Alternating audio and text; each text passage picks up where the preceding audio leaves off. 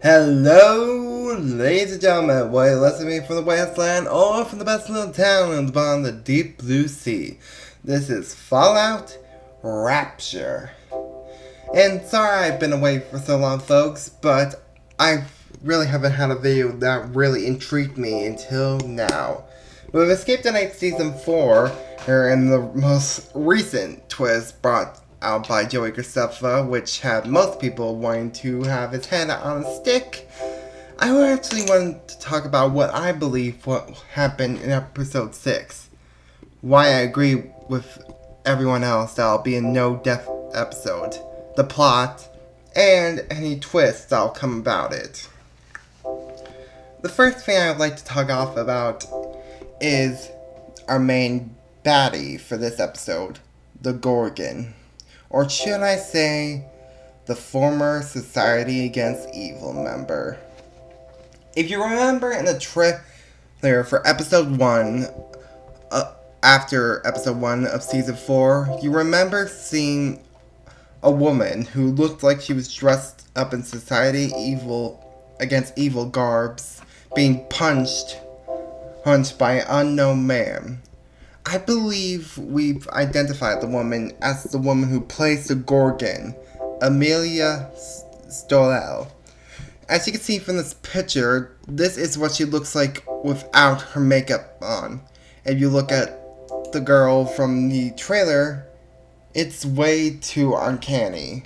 Hey, a lot of people thought at first this was Jael, but her hair isn't, well, it's more frizzy, not straight cut like the girl in the trailer is. But here, at least, this leads us to another question. Who is the man? I think I have an answer for that.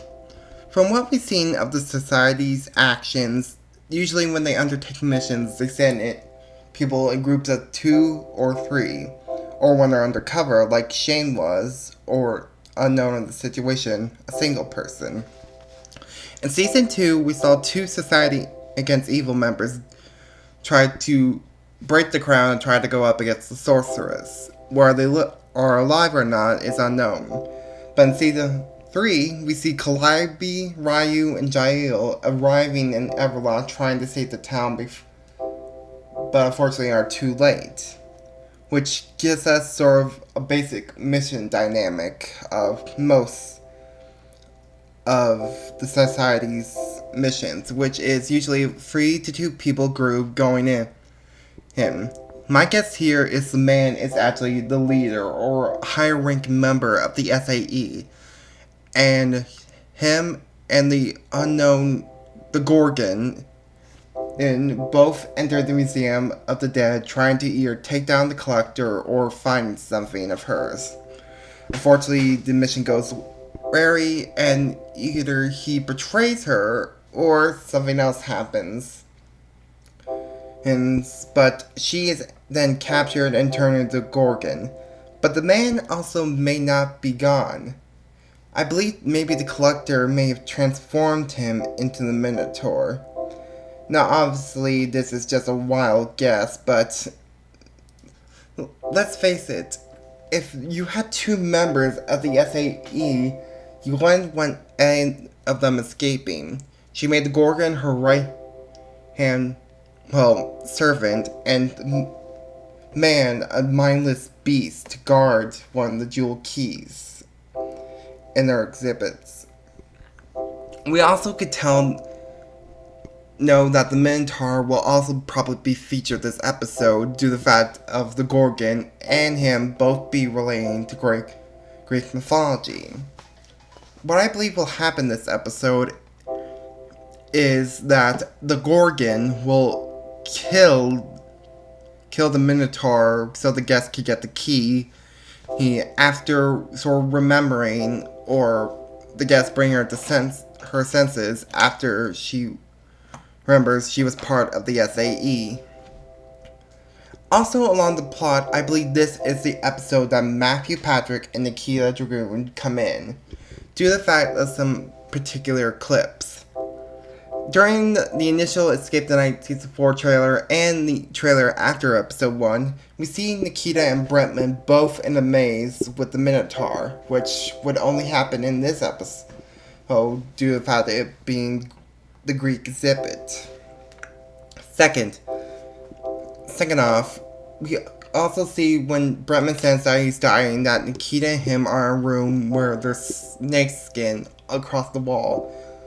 The only lieutenant, guardian of a jewel key that we know of related to snakes in any way is the Gorgon, which would leave us as the episode that they come in.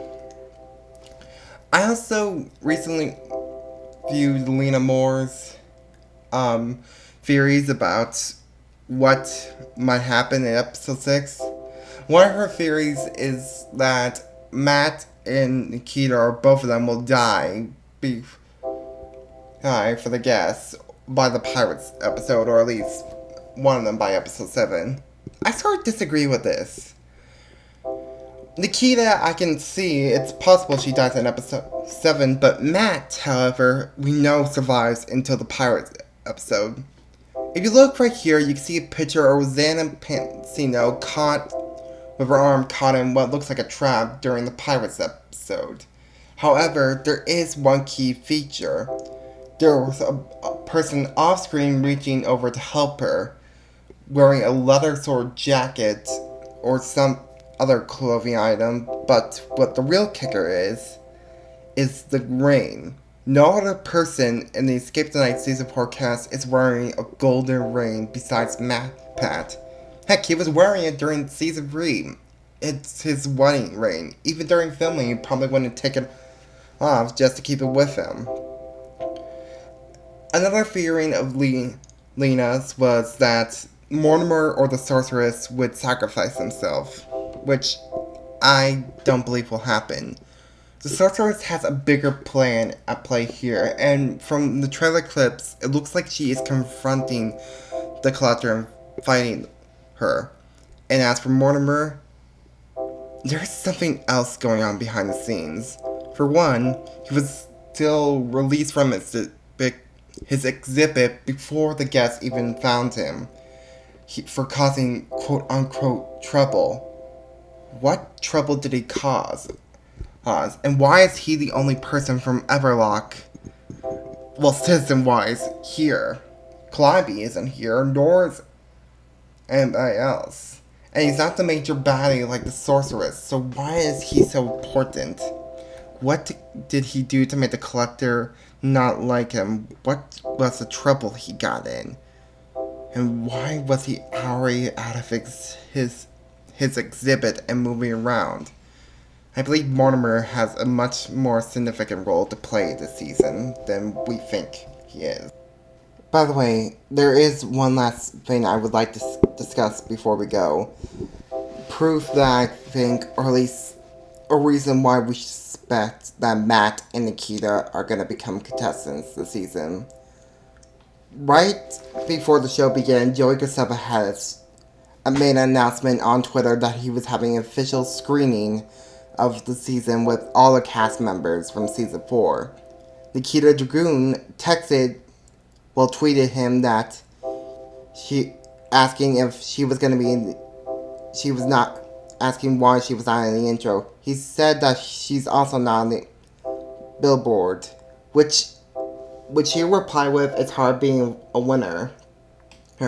Which gives you pause. Why would she ask if she was going to be in the intro or billboard if she's not a significant role this season? Which leads me to believe this. During episode 6 or after episode 6 or right before episode 7, they're gonna reveal Matt and Nikita's tarot cards for this season. Putting them and making sure that they're now part of this game, that they can also die again. So, I believe that's it, folks.